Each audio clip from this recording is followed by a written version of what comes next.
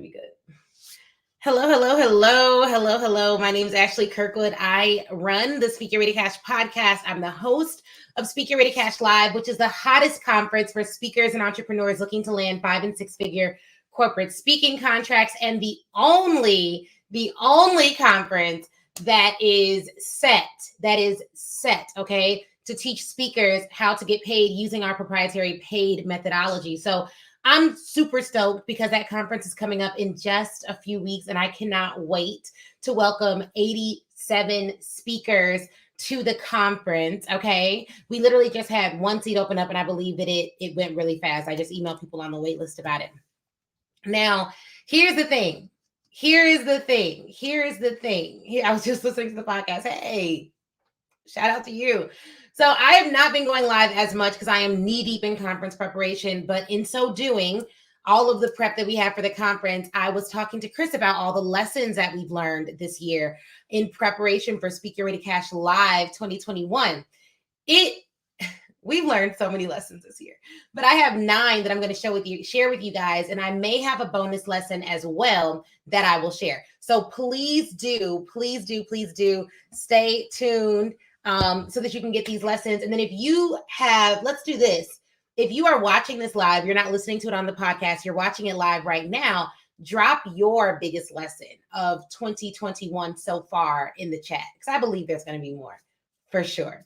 I believe there's going to be more. Okay. So I'm going to get started with my number 1. If you're ready for number 1, just drop a number 1 in the chat. If you're listening to this on the podcast, clap one time for me in your car. I can hear it wherever you are. I can't, but I'm just going to say that. But the number 1 lesson that I've learned in 2021, and these are not in like order of most importance, these are just the lessons that we've learned. So number 1 is don't allow people to treat you common, because you yourself will start to believe their lies. This is a biggie, okay? This is a biggie. And I'm going to explain what I mean by this before going to number 2. You got to be careful. You have to be careful. I'm like talking slang. You got to be careful. Do y'all see these? Well, if you're listening to the podcast, you can't see this, but these earrings were given to me by one of my amazing clients, Dr. Ashley, for my book launch. She had someone make earrings in the shape of my book. So I was like, well, I'm going to really stand. But see, that's what I mean. I get off track. So the number 1 lesson that we're going to talk about today is don't allow people to treat you common, because you yourself will start to believe their lies. So the biggest lessons that I learned, if I had to sum them up into buckets, I learned big lessons on boundaries. Oh, Kevin said his biggest lesson was trust myself. Yes, that's on here. That is such a good lesson. Oh my gosh, that is such a good lesson. And I'm going to talk about how that showed up for us in our year as well. But you got to be careful how you allow people to treat you. So people are going to do whatever people are going to do. But you have to make sure that you put boundaries in place and you don't start falling back into the trick of people pleasing for the sake of it. No, because here's what happens. And my husband really helped to illustrate this. He was like, I think you've allowed certain people to have too much access to you. And so because of that, there's not a healthy level of respect there. There's not a healthy level of reverence there. And so that's your fault, number 1. And number 2, you have to be careful about that, because if you let any and everyone have access to you, you're allowing any and everyone to speak to you and into you. And those things can't happen. So you want to be very, very, very careful about how you allow other people to treat you unchecked. It does not mean go around checking people and being, unnecessarily rude, but it does mean you can say no and mean it. You can say yes and mean it. You can say stop and mean it. And that's okay. A signature of a good friend is not that they're always agreeing with you. And so if anyone ever makes you feel like because you have boundaries, because you're setting parameters in place, because you need to focus in a particular season of your life, that you're not a good person, then they shouldn't be around you. Simple as that. Everyone has capacity. You have to work within yours. Okay. So that was our number 1 lesson. So number 2, and this kind of goes to Kevin's biggest lesson, get wise counsel, but be clear about what you want to do. I'm going to say it again. Get wise counsel, but be clear about what you want to do. So one of the things that we did this year, before we started asking for advice, and we stopped asking several people for advice this year, because there was not, the visions were not aligned. But before you go and ask someone for advice, before you go, hey, Joy, before you go and start asking people for their opinions or getting their feedback, be very clear about what you want to do in your heart, the vision that God has given you for your life. And I don't know what you all believe. I'm saying God because this is how I process, but you want to think about what's been placed on your heart to do. What do you want to do? Then you can go and get advice. Here's where people mess up. And this is why for a lot of people, this is why for some people, coaching doesn't work. Everyone isn't strong enough to be coached. If you're going to be coached, you're going to allow someone else to speak into you. Well, the danger in that is if you aren't clear on what's already inside of you, them speaking into you can dilute what's on the inside of you. So you got to be careful. Everyone cannot speak into me. I can speak to people and know what to process out, but everyone does not have the rights. Everyone does not have the authority to speak into me because they don't always know what's on the inside of me. And I can give you a very clear example of this and why this is so important. When I was in corporate, I worked at a large law firm. You all have heard me say it before. It kind of sounds like my last name, but it's not, right? I was at this huge, prestigious firm, the only Black woman in the litigation department. And there were people who were always critiquing my work, saying whether it was good or bad, this or that, all this stuff. That's fine. That's typical for law, very typical. But there were some people that there were partners who loved what I did, raved about it. And then there was a partner who didn't like what I did. And I didn't like what he did either, to be clear. But he was giving me feedback and we did not have a connection until he was like, oh yeah, this isn't going to work. This isn't going to work. This isn't going to work. Whatever. He was giving me this feedback. And then he was like, well, let's go get drinks. Let's hang out. I didn't want to hang out with him. You know what I mean? I did not want to hang out with him. And what I had to do and what I learned to do in law, and I'm going to tell you guys something that may seem a little, that isn't talked about a lot. Just because you don't personally like someone and you don't want to spend personal time with them, it doesn't mean their opinion isn't valid. It doesn't mean that their critique isn't valid. It doesn't mean that what they have to say about you or your work won't help you grow if you first know what's on the inside of you. Now, if I did not first know what was on the inside of me, and this guy is telling me you're not good enough, you're not smart enough, you don't write well enough, you don't do this, all these critiques, then I allow what he has said about my work to become my identity. And those are not the same things. You can produce a bad product and still be an exceptional person. Let me be very clear. You can produce a bad product. You can get a bad outcome and still be an exceptionally brilliant person. But the only way you maintain your identity as an exceptionally brilliant person who produced a bad product, who didn't perform at a certain level one time, is by first knowing who you are. So when it comes to coaching, you're going to have coaches that'll say, that's not good. That's not right. You need to try harder. You're not trying hard enough. And I'm very careful because I'm blunt. But I come from an environment where if your stuff doesn't add up, they will cuss you out, rip out your paper, and ask you to go get drinks like nothing happened. But everybody ain't like that. You know what I mean? Like I'm cut from a different cloth. I worked in a different environment. Some people will call it a toxic environment. But what the environment did for me is it allowed me to see that you can wholly respect a person, not respect what they produced, but still want a relationship with the person. And in a lot of instances, that's okay. It's okay. The reason why a lot of people cannot perform at a high level of excellence now is because they take critique as a character judgment. And it's not the same thing. It's just not. I don't like what you did one time. That doesn't mean I don't like you. I had a service provider do some work for me and I didn't like the work. I was like, man, I don't like this. This isn't good. And this is what, this is what it is. This is how I feel about it. And we just hung out, hugged, talked, went to breakfast. It was no big deal. It was about the work. It wasn't about the worth of the individual. So before you get coached, even y'all coming to Speak Your Way to Cash Live, okay? Because we're doing hot seats, coaching sessions, all of that. Before you get there at Speak Your Way to Cash Live, before you allow someone to speak into you, be very clear about who you is. Be very clear about what's on the inside of you so that critique does not become a character judgment. And this is why we have women acting petty and nasty, because women have been taught that if you're not nice and palatable at every single point of the day, that you're not a good person. So what do? You get passive aggressive people who don't know how to directly communicate what they want. I'm not going to be mad at someone being direct with me, but don't be mad when I'm direct with you. You know what I'm saying? Okay. So that's a big lesson that we learned. Get wise counsel, but be clear about what you want to do. So there were some times where we had coaches this year, and I was like, okay, this is what I want to do. I'm going into this program to learn this one aspect of this one thing, and I don't care how much I have to pay, because for me, knowledge is just, I need to get the information so I can start making better decisions. Better information in, better decisions out. And I'm big on making decisions. So I paid a lot of people to do a lot of things this year.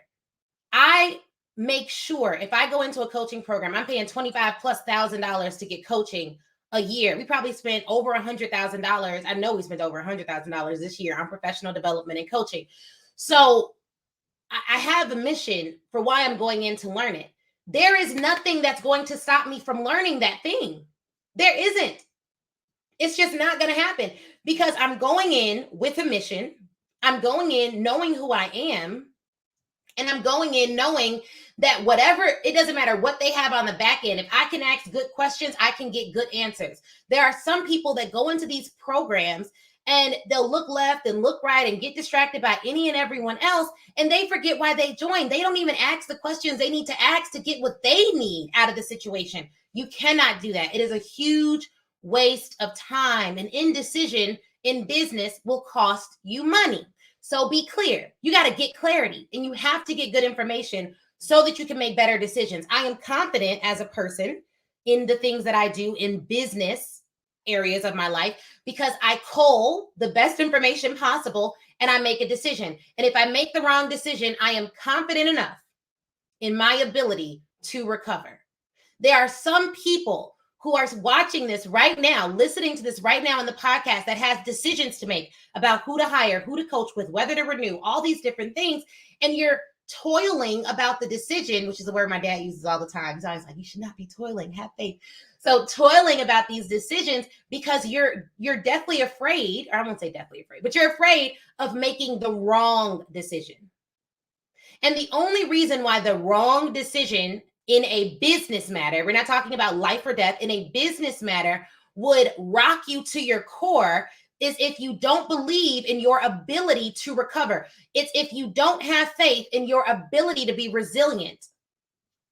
But if you do, you get the best information that's made available to you at the time, you make a decision, and you move forward, and you're clear on what you need to get out of that situation.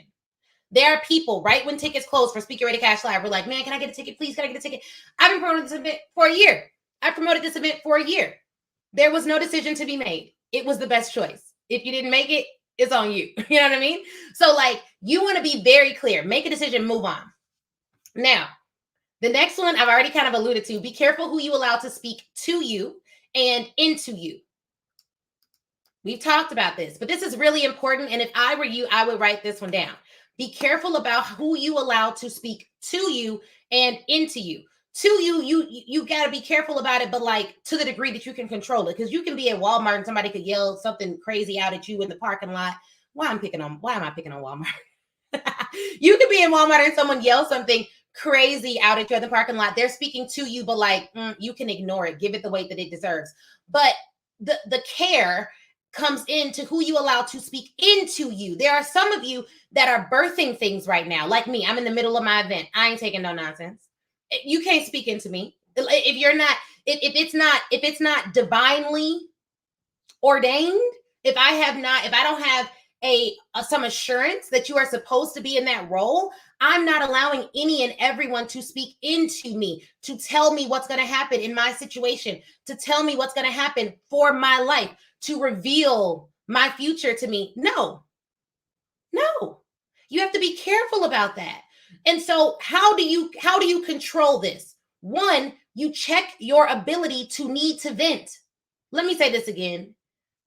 I ain't talking about y'all. I'm talking about me, because I love a good little vent. Okay. I love a good, oh, I know she didn't. Girl, let me do it. I had to check that. I had to check my ability to need to vent. Because here's what happens when you vent. And this is something that is not discussed a lot, but this is what was placed on my heart. Because instead of venting about people who've done me wrong, people who are disrespectful, people who are ungrateful, all of those things, you know what the Lord told me to do? No matter how mad I am, I pray for them in that moment. Whew! And let me tell you, it is the only thing that stops making me mad at somebody. I pray for them in that moment. And if I wake up the next day and I'm still mad about something they did or said, I pray for them again. Real talk. My husband will tell you, we were at the tailor. I got a crazy email from I got an email from somebody, and this person was someone that we had done.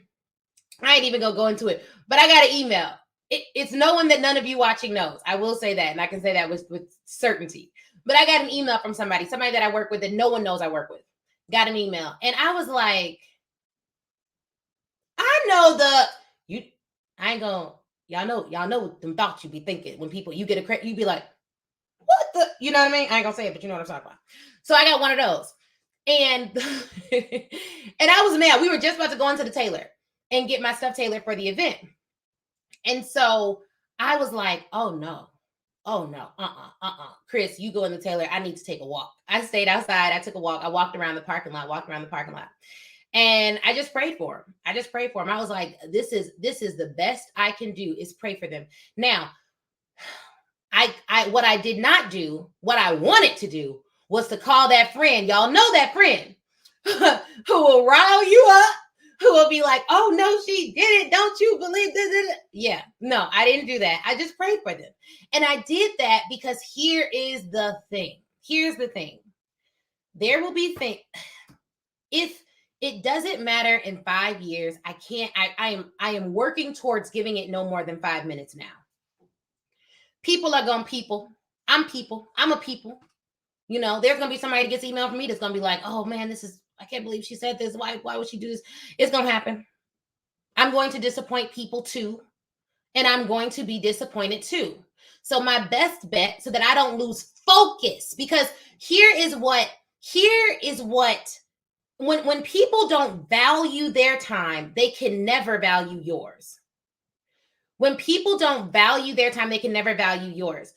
It's so generous. Yeah, but it's like, if it won't matter in 5 years, I don't give it more than 5 minutes now. I don't think about it for 5 years. If it won't matter, is this going to matter in 5 years? Nope. Great. It gets 5 minutes. I can be mad for 5 minutes. I can do whatever I got to do for 5 minutes. Prayerfully, I'll just pray for 5 minutes and move on. I'm not stewing. I'm not giving mental residency to things that do not serve my future, period. Because we have a limited capacity up here. You cannot think about everything. You cannot have an opinion about everyone. You cannot be looking at everyone. And a part of the reason why some of us lack clarity is because we are clouding our own minds with information that does not get us closer to our goal. So really, all you're doing is wasting time. And then when it comes to time for you to produce, to put out amazing products, to put on amazing events, you can't do it because your mind is so clouded with things that don't deserve to take up residency in your mental hotel. Okay? So no, you get 5 minutes with me. So that's the thing. So be careful who you allow to speak to you and into you. Now, here's I'm like foreshadowing these with stories. Ditch negative clients and don't talk yourself into taking on clients you can't serve just for their money or their apparent status. Values over everything. Let me tell you about this lesson. This was a huge one.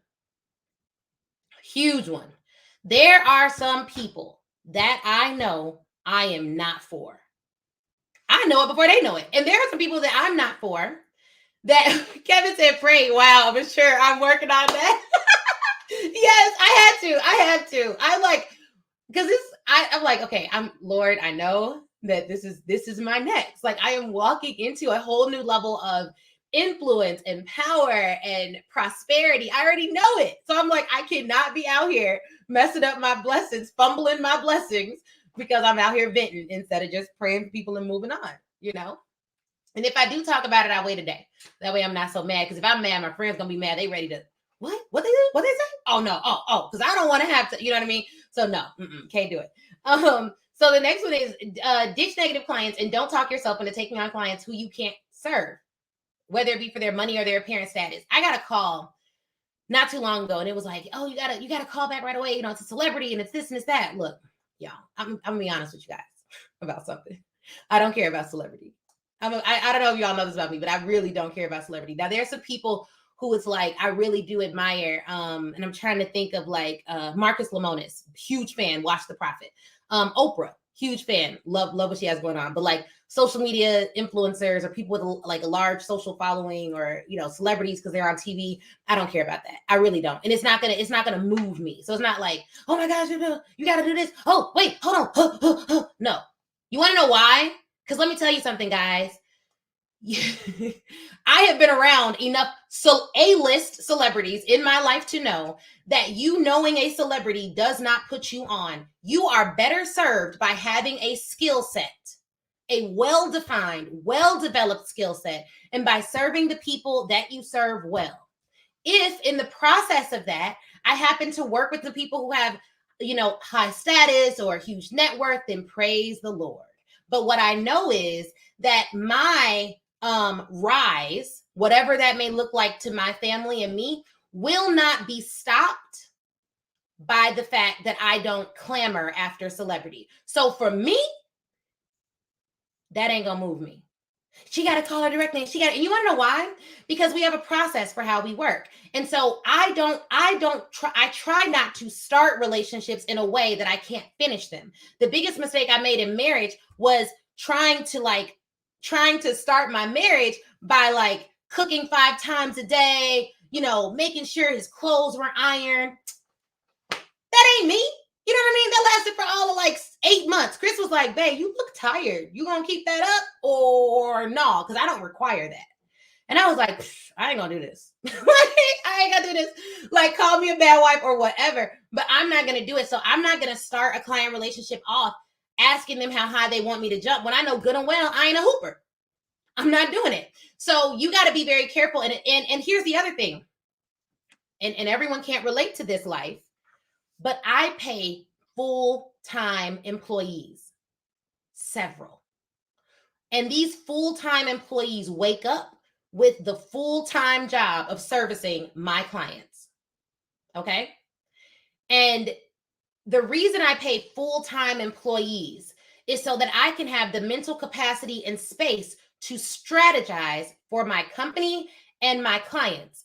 My full-time employees are excellent, but they're not the strategist that I am. So my mental energy has to be focused on creating the high-level strategies that my clients need to profit. It has to be on that. What I cannot also do is work the job of our full-time customer service associate, our full-time legal associate, our full-time receptionist service, because I pay full-time employees. I have a full-time nanny. She has a full-time job to make sure that my daughter's learning capabilities are happening. Now, in that regard, I'm still a full-time mom, but everything else, this business stuff, not my job description. So I'm not going to start in a way that I can't guarantee I can finish. And if I do, it's a mistake that has to be corrected. Period.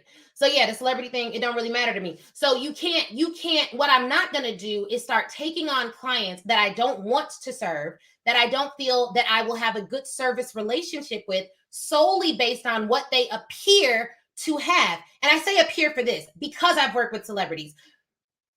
If their values are not in alignment with the values of our company, I don't care if it's Beyonce. It's not going to work. And here's the other thing. If the client undervalues what you bring to the table, I cannot take that client on, because here's what happens when a client begins to undervalue what you bring to the table. You begin to undervalue you too, because again, you're letting them speak into you at that point, and it's not worth it. It is not worth it. Trust me on that. Now, I can say this as someone who left a $300,000 a year job. And before that, I went to a law school. It was a John Marshall Law School. They offered me like $180,000 to stay, but I knew I wanted to go to Northwestern where they weren't offering me money. So I left the $180,000 John Marshall offered, or $100 and whatever $1,000 they offered me to stay, and went to Northwestern. Why? Because Northwestern was in alignment with my future, and I knew I could leverage the Northwestern degree far harder, greater, and wider, then I could leverage the other degree. I have always made decisions that seem adverse to the immediate reward in my professional life. And the reason I did that, I've taken pay cuts to workplaces that were closer to law school. I've taken pay cuts to work at places that had a better view because I knew that what I saw became my reality. So I had to be in an environment where I could see better, even if that meant I couldn't get paid more at the time. Some of you want way more, but you're not willing to take small cuts in the moment. So what you see never changes because your decisions are all made on what people will offer you in the moment. No sacrifice, no time. Everything's got to feel good. Everything's got to be manifested. Everything's got to be, no. This isn't about it feeling good. This isn't about that. This is about what is the vision and what decision gets me closer to the vision over everything else. I got to work with people who are in alignment. So, if you want me to do something, it's going to have to be better than like, hey, it's a celebrity over there. Or you're not going to go to this party. T.I. going to be there. God bless that man. But that ain't why I make decisions ever. So that's just me. I'm just not that way. I know some people like that stuff. I don't need the picture. It's cool. So it's not about now here. These lessons are going to sound like they conflict, but I'm going to explain. The next lesson is, it's not about the money until it's about the money, okay? It's not about the money until it's about the money. Needed to hear this, just did this recently, and I felt so good about staying true to my vision. Absolutely. Like, please, people going to be all right. Them pictures fade. It's okay. Make the best decision for you and yours. It's not about the money until it's about the money. So this was the lesson. You can... There are times where you will do things where it's not about the money. Like, I want to volunteer. I want to serve. I want to help people. I'm a scholarship you into this. I'm going to do this. I'm going to do this. Like, there are times that you do that. But when it's about the money, it's about the money. When a for-profit, huge company comes knocking, wanting me to do something for free that will help their bottom line, it's about the money. Hard stop. It's not about exposure at that point. It's not about collaboration about that point. It's not about relationships about that point. You have to be able to gauge when it's not about the money until it's about the money. And when it's about the money, stand firm. Stand firm. There are some of us who have been taught that, you don't want to be money hungry. You don't want to chase money. You need to attract it, or blah, blah, blah. Like all these different narratives that may or may not serve where you're at in life. When it's about money, when it's about negotiating, when it's about making sure that you're getting what you deserve, when it's about advocating, I've negotiated so much money in contracts this year for my clients. When it's about that, when I'm hired to be a fierce advocate for you in a negotiation, or when I'm my own advocate in a negotiation, it's about the money. Period. And it's okay to say that. I have said in several negotiations this year, like, I get hired to make sure diverse creators get paid in a society that likes to underpay them. That's why I'm here. So I appreciate that you like my clients' work. I appreciate that you like their Instagram photos. I appreciate that you're giving them compliments, but let's talk money. It's about the money at that point. So don't be afraid to talk about the money. I see so many posts that are like, I'll never share how much I make. Fine, I don't care. You know what I mean? But if you have a corporate job, you need someone who's going to share their salary with you. Not so you can compare, but so that you can advocate. It wasn't until my friend told me people were getting six-figure signing bonuses that I negotiated a $60,000 signing bonus for myself. I didn't even know that was a thing. I was like, oh, okay, so if they give me $10K when I start, is that good? She was like, I heard about this one girl who got $100,000 signing bonus, and she was a fifth year, only 2 more years senior than you. So I feel like you should at least get 60. I was like, somebody somewhere got what? Oh, bet. I know what it is. Like, and I went into that negotiation, like, honestly, I would love to work with you, but I can't. It's a non-starter beneath $300,000 for me. It's just a non-starter. I'll say where I'm at. And they were like, I don't think we can do that. I was like, well, go and check and let me know. They came back and they did it. And not only did they do that, but they were like, and you'll make partner a year earlier, and we'll make sure that you have a book of business, and we'll make sure that you have your assistants and all of the things that you need, and you can work from home, and you can do, like, everything I wanted, checked it off the list. Because when it's about the money, it's about it. When it's not, it's not. When I'm hanging out with my family on Christmas this year, it ain't about money. It's about family. You know what I mean? When I'm hanging out, playing with my daughter, she doesn't have to give me anything for that time. But I'll tell you this, if I don't properly identify situations that are about the paper, I can't properly identify situations that are about the piece. So when I want to have free time with my family, I can't do it because I'm running around trying to get paid. No, you have to know when it's about the money, and when it is, it's about it. And it's a non-starter if someone wants to say something different. So here's the thing. The next thing, boundaries are bond, and you need safeguards in place. Boundaries are bond, and you need safeguards in place. We're in a very interconnected world. It is what it is. That looks like clients messaging you on all the social media apps, clients messaging you via email, clients texting you through your service, clients calling you, clients, all of this stuff. And when you work on social media, it can look like you're playing, but you're working. And so people think that you're always open for business. You need boundaries in place. You need autoresponders. You need assistants that are checking your Instagram DMs. You're going to need boundaries. To that point, you're going to need a team. It's very difficult to hire. It's not easy to hire. But that said, you can't stop just because it's not easy. So even though hiring is a challenge, and I think, I don't know which chapter of Speak Your Ready Cash is about hiring, but there is a whole chapter about it. This book is so good. I don't even, if y'all haven't pre-ordered this, then you are missing out. Chapter 17 is all about building your team and what that looks like. It's in part 6, taking it to the next level. That book is like, please, so good.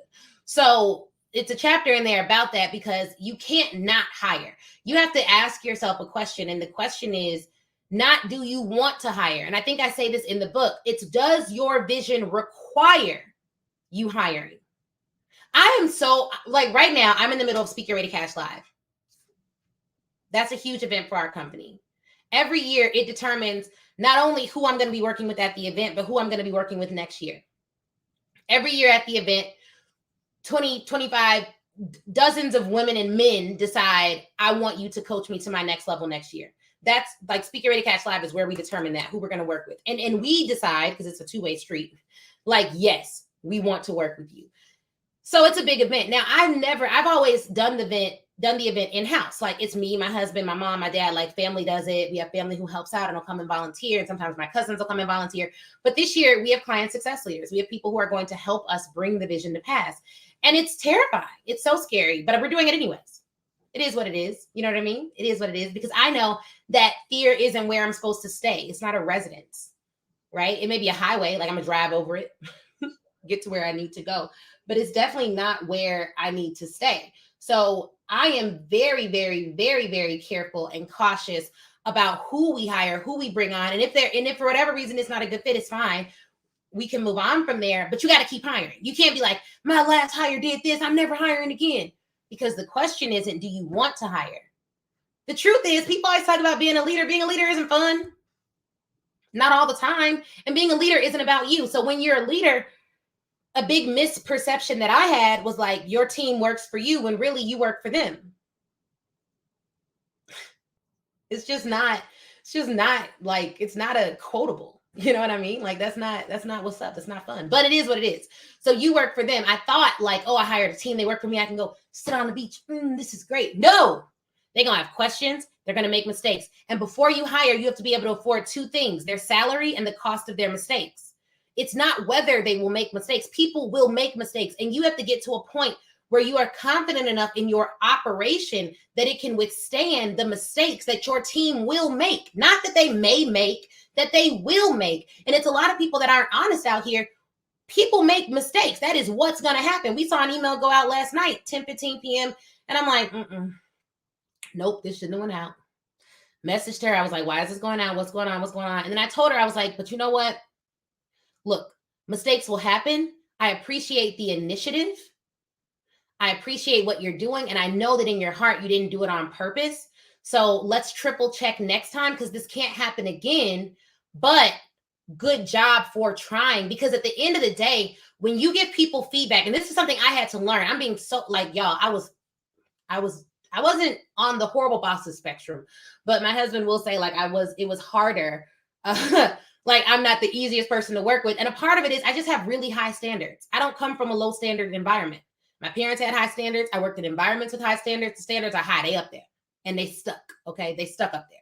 So for me, I need people who have a high commitment to excellence. I also need people who can take criticism, because one thing you're not going to do if you work for or with me is stay the same way you were when you came through those doors. You're going to learn, you're going to grow, and it's not optional here at our companies. It's just not. It's not optional. So you have to be able to afford two things when you hire: the salary and the mistakes. It's not about, can I afford to pay them? It's, can you afford to lose the business that their mistakes can cost you? That's a different conversation, one that a lot of people aren't ready to have. You will lose business when you bring on team members that are learning. It is a very real possibility. And there are some people that are like, oh no, I never lose business. I never hire the wrong people. My team is perfect and they never make mistakes. Keep growing. Keep growing. Keep growing. Every billion-dollar company has retention. Every large organization struggles with hiring in one way or the other. Every big company has to figure out and hire consultants to figure out what the culture is. Every leader has stayed up at least one night thinking about how they can make their team's lives better, trying to figure out, do they understand their team members' personal vision, and how will they massage that vision so that they get what they want out of this company the same way you get what you want out of it. If you've never thought about these things, you've never dealt with these things, you still think hiring and leadership is about a cute Instagram photo and a post with a whole lot of people on the background, then keep growing. Keep growing. You'll get there. You'll get there. It'll come. Don't worry about it. So you got to be careful about that. Now here's the other thing, the other lesson: serve your current clients well and check on them. Life gets personal. It's not all business. We've had clients this year who have gone through a whole lot of stuff, from starting to homeschool in the pandemic, to dealing with personal health issues, to, losing a family member, to, we had someone come into our event, lost somebody in their family, and, we're sending them out something now for that. It's just, life gets personal, and it's not just about your business or your coaching program, or why are they doing this and why are they logging in and why isn't this happening? Life gets personal. And what every individual leader has to do, including the ones that I work with, is figure out what their values are and prioritize. And so if what they originally committed to or invested in is no longer a high priority, it's not my job to shift their priorities, because people always act in alignment with their priorities. Always, whether they say they do or not. I don't look at what people say to figure out what they believe. I look at what they do. When I was dating, and I think I'm gonna share this story on Instagram a few weeks later, or a few days later, maybe tomorrow. I don't know when it's scheduled to go out, but when I was dating my husband, he would write me these like love poems, and he would like sneak them in my pocket. And when we first got married and Chris was going through a harder time, it was like a transition for him, I would like slip little notes in his wallet with like scriptures on them or encouraging messages. And I would do it every day for a while until it looked like he was coming out of it, so that he knew that someone cared. Because business, life and business aren't two separate entities. For a lot of us who are entrepreneurs, if your life is a wreck, it's very, very likely that your business will suffer. Very likely. Now, if you have an amazing team, they could cover you. But that comes from hiring people who have values and who understand the vision, and who are okay with working in alignment with that vision. They'll make sure you're okay. But that doesn't always happen. And so life gets personal. You're over here thinking about your bottom line and why people aren't buying and all this other stuff. We're still in a pandemic. Stuff is still going on. People still got other stuff going on. And so you have to toe the line between holding people accountable and having some level of empathy for the fact that people are running businesses on top of lives that look any number of ways. And sometimes it has zero to do with you and everything to do with them, which is also why you need to pray for your enemies, because I also know that when people start acting out and cutting up and trying to control you, it's typically because they're out of control of their own lives. Because when you come over here trying to control something that you ain't got no control over, I know you need to go right back over to your own life and try to control what you do got control over, because this over here, you don't got control over. So it normally don't got nothing to do with you, which is why Somebody make you mad? Try this, saints, and people listening on the podcast. Try this. Somebody make you mad? Don't vent about it. Just pray for them. Give it 5 minutes and move on. Okay? Just leave it at that. But serve your clients well and check on them, because life gets personal. You don't know what's going on. It's definitely not all business. All right. Another thing, find a way to track client wins. They could be winning and you cannot even know it. I have for sure had this happen. So recently I had I was doing intention calls for the event. Most of the calls were done by our client success leaders. Kevin held it down, Brittany and Chris. And I was doing some, like filling in wherever I needed to fill in, just to make sure. We have like 85 people coming. We talked to 70 plus people in intention calls, just giving them 15, 20-minute calls, making sure they get the most they can out of this event. Like something we were brand new this year. We've never done it before, but it was super dope, really good to actually hear people's voice. And I happened to have a call with a member of the Academy, and I hadn't seen her on some Q&A calls for a bit. So I was like, girl, how's it going? You know, what's going on? What you want to come here to learn? Like, coming back. Welcome back to the family. I feel like Speaker Ready Cash is the family reunion for speakers and entrepreneurs and experts. It's like where you come to be like, oh yeah, girl, you doing that, girl, I'll do this. Everybody's dope. Everybody who's coming is dope. Like everyone has amazing experience. We got lawyers, doctors, people who want to be judges. We have sustainability experts and therapists and lawyers. I mean, it's just like experts, people who've been in their careers for 20 plus years, people who run successful businesses, people who are pivoting, people who are already successful speakers, people who already landed 5-figure contracts. They're just coming to get 6. Like, it's such a dope room to be in. Like, if you're there, assume you're dope. Like, you look to your left, you look to your right, you dope. So yes, for sure, share your wins. And I was talking to her and I was like, yeah, what's going on? She was like, girl, I've been so busy. I've been so booked. I'm so blessed. I went from landing $2,000 contracts before joining the Academy to landing, what did she say? I think it was like $10,000 to $40,000 contracts. And I was just at 2 last year. This Academy has changed the whole game for me, changed my whole life. And I just signed my first licensing deal. What? Okay. I was like, all right, this is dope. Like, love hearing stories like that. But I didn't even know. So you want to find a way to track your client wins. The only reason this year I know more about what my clients are doing intricately is because I hired a writer to interview my clients and tell their stories in my book. So I'm like such a wuss when it comes to this. I cannot like brag on my clients appropriately, because I'll be like, you know, I don't know. It just makes me feel a little bit awkward. So I was like, but it needs to happen.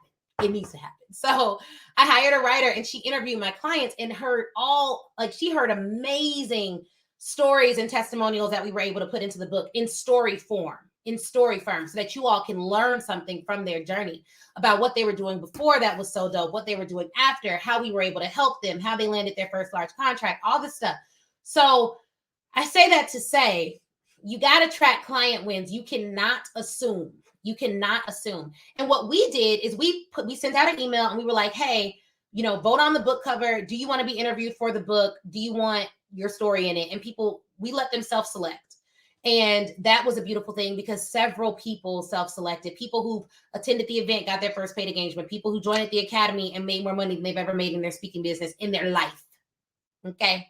Hundreds of thousands of more dollars were made by Black professionals due to Speaker Ready Cash Academy this year. Okay. So I was so glad that happened. So you need to find a way to track your client wins. And if you know you're someone who's like me, a little bit modest about that type of stuff, you need to hire somebody to interview your clients and get those wins, get those stories, have them write a case study. Do whatever you need to do. And there's a lesson in that too, guys. There's weaknesses that we all have. I can talk about what I do. I'm a little shy about talking about like, she made 200 grand because of me. Like, I don't, other coaches are better at that. They're like, look at this. This is me. I did this to them, blah, blah, blah. I don't. And I think it's because of my fundamental belief that I give great information that people can act upon. I will impart amazing ideas into my clients, but they will go and get their own bags. I do not get bags for them. They go and get bags by, using the information that we provide. But good information for sure helps. Good consulting and coaching for sure helps. Not having a low-minded coach for sure helps. Not having someone who is like intimidated by your success for sure helps. When you say you want to make a couple mil, they're like, cool, bet. You're not going to throw out a number and I'm like, I don't know if you're going to be able to do that. You know what I mean? Like, we need to talk about steps and processes to get you there, but it's not my goal to thwart or to stop your your drive and your mission. Go as far as you need to go. Go further than me. Go as high as the sky can take you, and then push up on the sky. You know what I'm saying?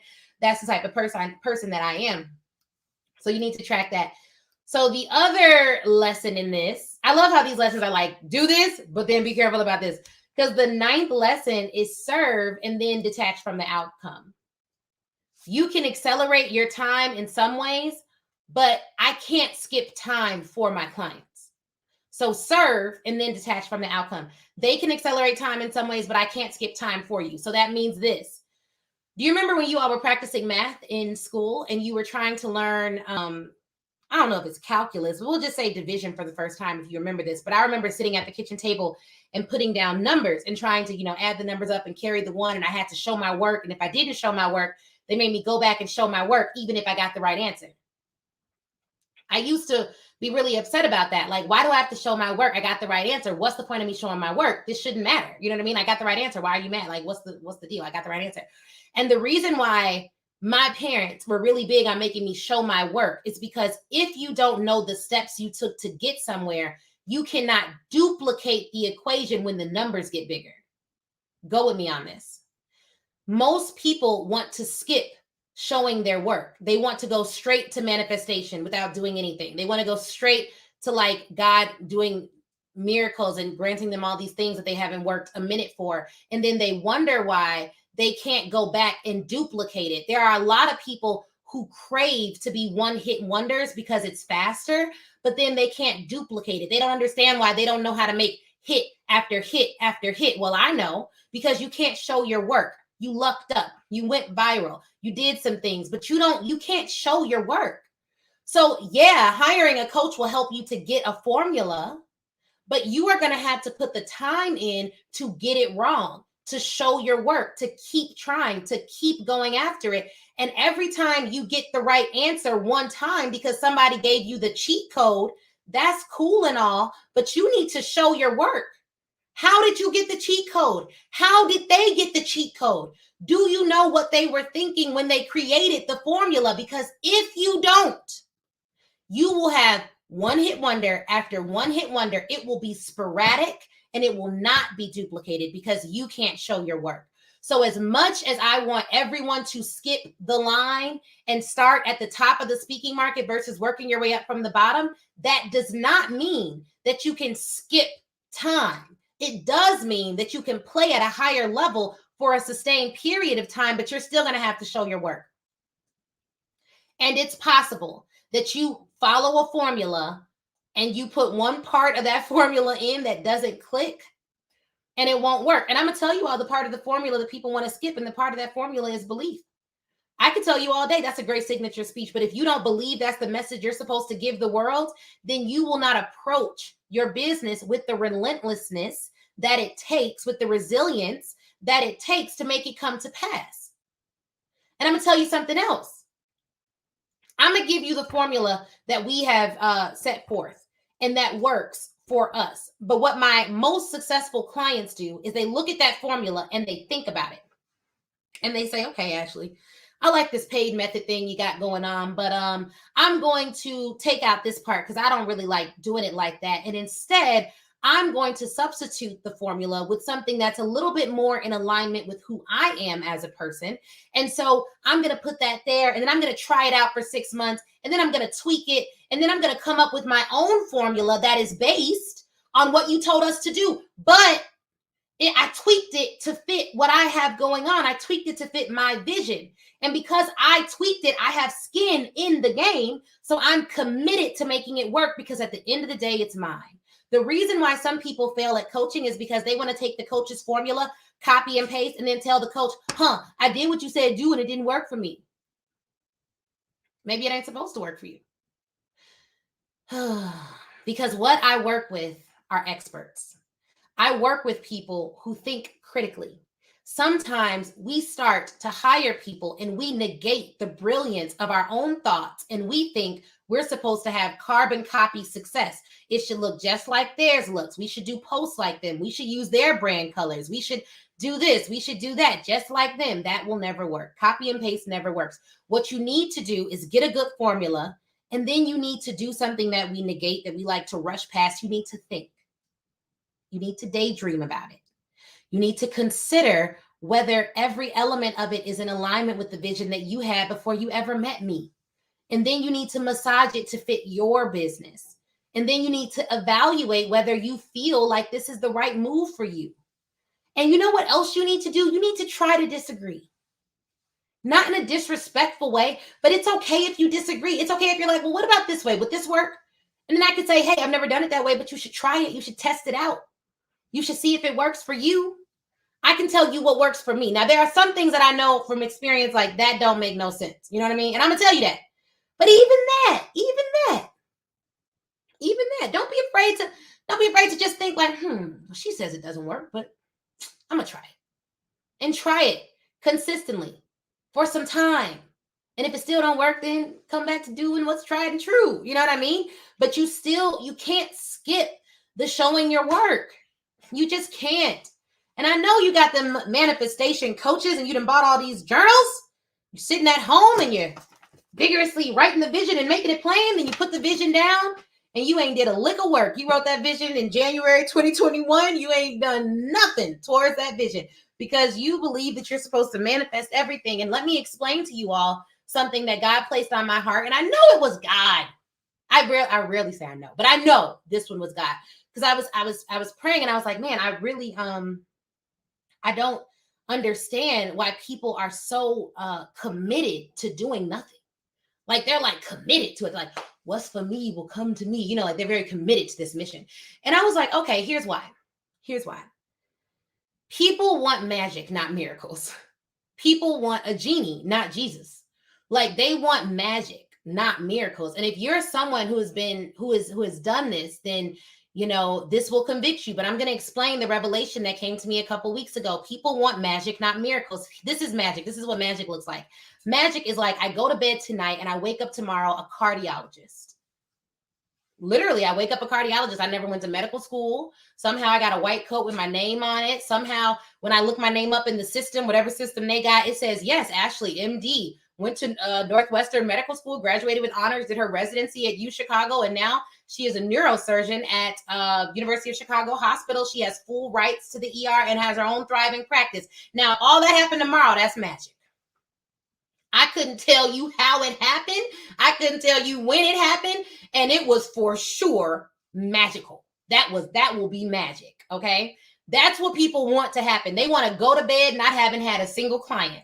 And they want to wake up having the biggest client known to man. They want to wake up with like all the money in the bank account. They're a millionaire, all because they wrote it down on some paper and they imagined it. That's magic. I don't believe in magic.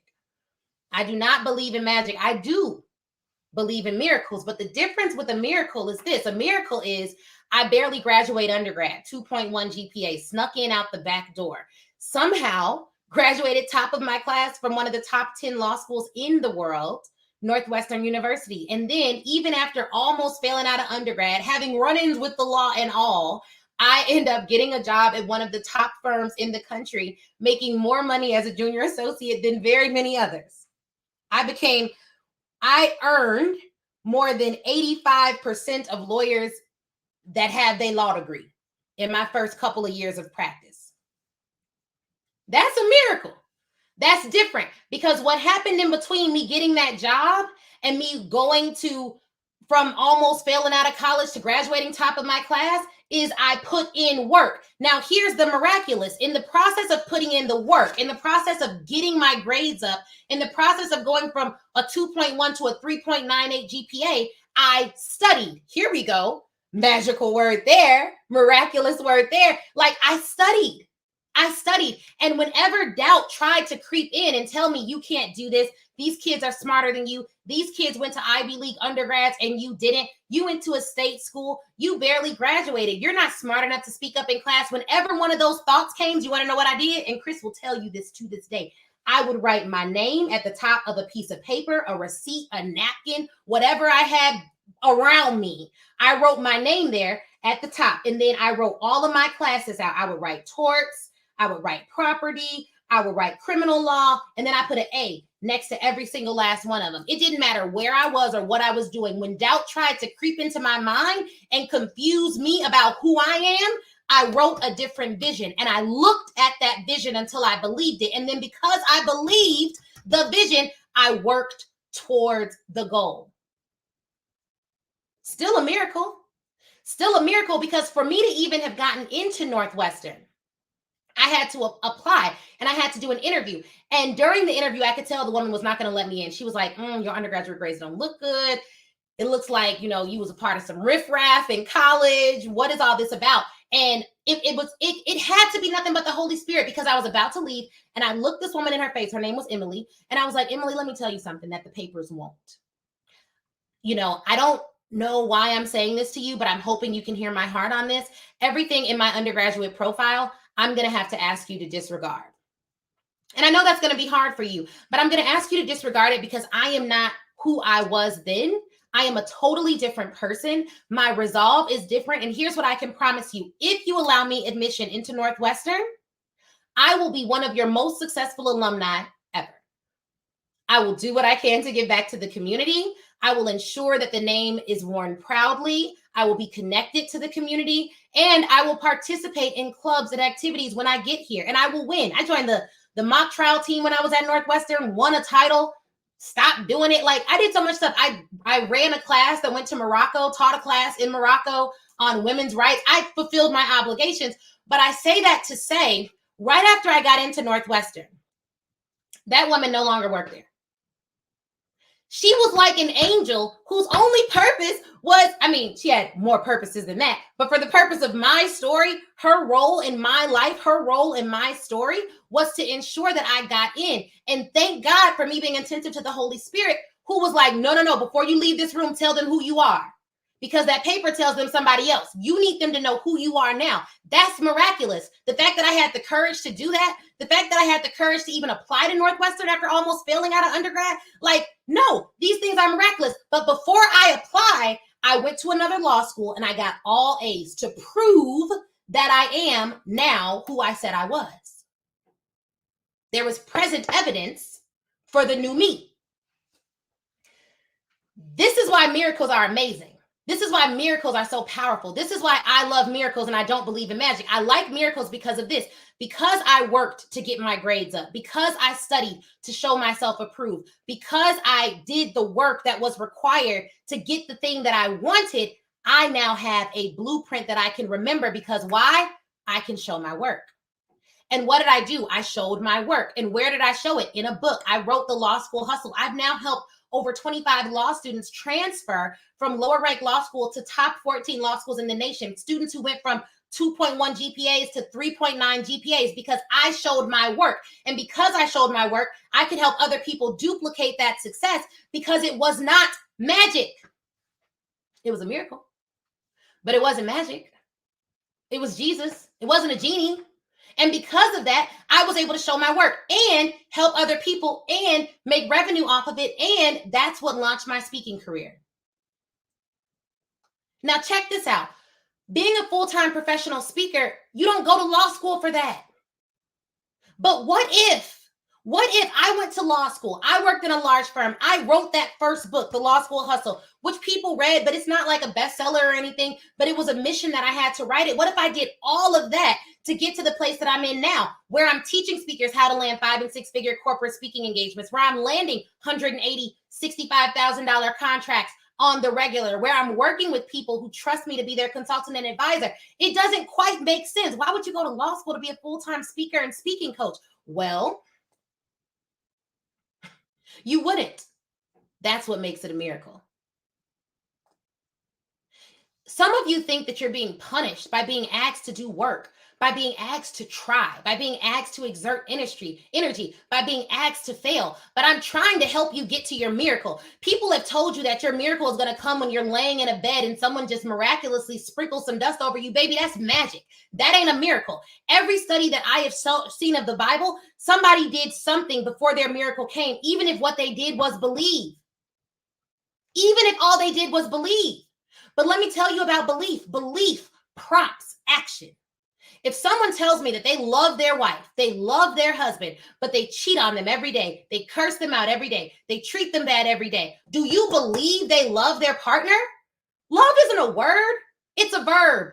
Your actions will tell me what you love, what you believe. And by some people's actions, I know that they love complaining more than anything else. You may say you love success. You may say you love results. But when I find you day in and day out complaining, causing riffraff, causing dissension, you love complaining. You love sitting where you're at. Because if you don't grow, if you don't succeed, then you have a warm blanket called despair that you can wrap yourself in every night. Some of you have to divorce yourself from that. You're waiting on your miracle when you should be believing your way to it, acting your way to it, doing your way to it. The truth is, you have what you need to succeed on a higher level. But until you start acting your way to it, until you start making your mistakes, it's not showing up for you. And you got to be honest. Success is multifaceted. Anyone who tells you they can sell you a funnel and then you'll just make millions of dollars without doing anything, good luck. Maybe you'll get lucky. Good luck. But will you be able to duplicate it? Not if you can't show your work, you won't. You shouldn't even want that. You shouldn't even want that, because the only reason I can coach close to 100 speakers in a couple weeks is because I can show my work. It's because I failed on my face. It's because I didn't get it right. It's because I was embarrassed publicly. It's because people told me no. It's because I know how it feels to have a bank account that got negative dollars in it. I also know how it feels to have a bank account with hundreds of thousands of dollars in it. It's because of both viewpoints that I can speak to, that I can speak into where they're at, whether they're at the beginning of their journey or whether they're growing, because I've been in each of those positions. So no, you're not going to get me to tell you it's going to work out because you take one little swipe file. That thinking is magic. It just is. It's going to take more than what you expect. And your vision has to be big enough that that's okay. Because if the vision is big enough that that's okay, then you'll keep going even when it doesn't work out. These are the lessons that I learned in 2021. These are the lessons that I learned in 2021. I believe in miracles. I do not believe in magic. And if you do, good luck. I don't know. Maybe it works out. I don't know. The miracle is in the doing. That's so real. That's so real. The miracle is in the doing. The miracle is in the doing. Like I'm telling you, like there are some of you that could change the world. Not your corner of the internet, the world. And that I can change the world, like that whole mantra, that belief system is why you gotta pray for your enemies. Enemies. I mean, really, who's an enemy? But you gotta pray for people who do you wrong. And you got to move on. Because I'm telling you, if you're not clear, it's because you're allowing too much stuff to take up mental residency in your hotel. The mind. If all your rooms are filled, you don't have room for your next. You don't got no space open up here. You're like, oh, I got too much going on. I got okay. You know, sorry, but you don't have space. And you know what happens when you don't have space up here? You can't identify the miracles in your life. You can't identify the things that you're doing right. And so you miss it. I know that Speak Get Ready Cash is a podcast for speakers, but to be truthful, this is a message for any and everyone who is trying to do better. And then you have to evaluate, and this is for me, why are you trying to do better? Is it for a photo op? Is it so that you can prove to somebody else something else? Like, why are you trying to do better? Your why needs to be pretty solid. I believe that there are some things that I am put to do on this earth that no one else can do like me. I 100% believe that. And I know, because I've seen people like literally try to copy some of the things that we do in the coaching world, and it just doesn't work. It doesn't work. It's not supposed to work for them in that way. You know what I mean? Like there is something that each of you is put on this earth to do that no one can do better than you. It doesn't mean they won't have success doing it. Let me be clear. because gaps will be filled. So if you decide not to do anything, if you decide to, sit on your hands and do all that, then okay, good. Well, maybe it works out for you. Maybe it doesn't. Here's what I know I'm going to do. I'm going to serve well and detach from the outcomes. I am. When you serve people, you can't serve them and they be like, oh, they got to hurry up and get results. That ain't on me. Because I don't know what their thought process is like. I don't know what they really believe about themselves. Success has a lot more to do with what you think about yourself than anything else. Because the truth of the matter is, if I have a coat and it is freezing cold outside, I have 2 coats, one for me and an extra one, and I see you freezing in the cold, and I know this coat will help you, I can't even help myself but to give it to you. Why? Because that's only right. That's what you're going to do. Now, if you believe your services are like a warm coat to someone who is in the cold freezing, you can't help but to give it to them. Why? Because you believe that the coat will help. You believe that the service will help. And if you are as good of a person as you say you are on the internet, then you will give them the service that will help them. If they refuse it, it's on them. But you can't help but to tell people about your services. People are like, man, you show up every day. How do you find content for Speak Your Way to Cash? How do you do it? I got so much content for Speak Your Way to Cash. I can't even give it all to y'all. You know what I mean? Like, I don't even know if I showed this, but like, this is our Speak Your Way to Cash Academy curriculum. This is the curriculum. 147 pages in an 8.5 by 11 book. I have so much that we've learned that I couldn't possibly give it to everyone. But I do believe in the services that we offer. I do believe that I have things that will help people get to their next $1 million, their next hundreds of thousands of dollars. But they got to believe too. And then they got to be okay with the time it takes to get there. So here's what the point of all this is. I was telling you all the top 9 lessons I learned in 2021 so far. Okay. And so what they are is, don't allow people to treat you common, because you yourself will start to believe their lies. That's number 1. Number 2, get wise counsel, but be clear about what you want to do. That's number 2.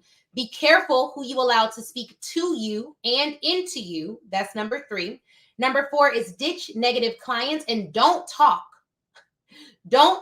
yourself into taking on clients that you don't want to serve or that you cannot serve simply due to their money or apparent status. It's values over everything over here. It's not about the money until it's about the money. So when you serve and serve, when it's time to get the bag, get the bag. Boundaries are bond, and you need safeguards in place. So it's not just about, I have boundaries, but like, what are your safeguards to ensure those boundaries are enforced? And what are the consequences for them not being respected? Serve your current clients well, and check on them. Life gets personal, and it's not all business. Find a way to track client wins. They could be winning and you not even know it. Find a way to track it. Serve and then detach from the outcome. You can help your clients accelerate in some ways, but you cannot skip time. If I were to give a number 10, is that you're going to need to show your work. Skipping all the way to the solution may sound nice, but it's not sustainable. You need to show your work. Okay? All right, guys. Well, time has been well spent. I did not think this live would be this long. If it was good, please tag a friend who can utilize this information. Share this podcast episode with someone else who can use it. And yes, please do share it and tag it. I'll be sure to leave it up on IGTV and on the podcast.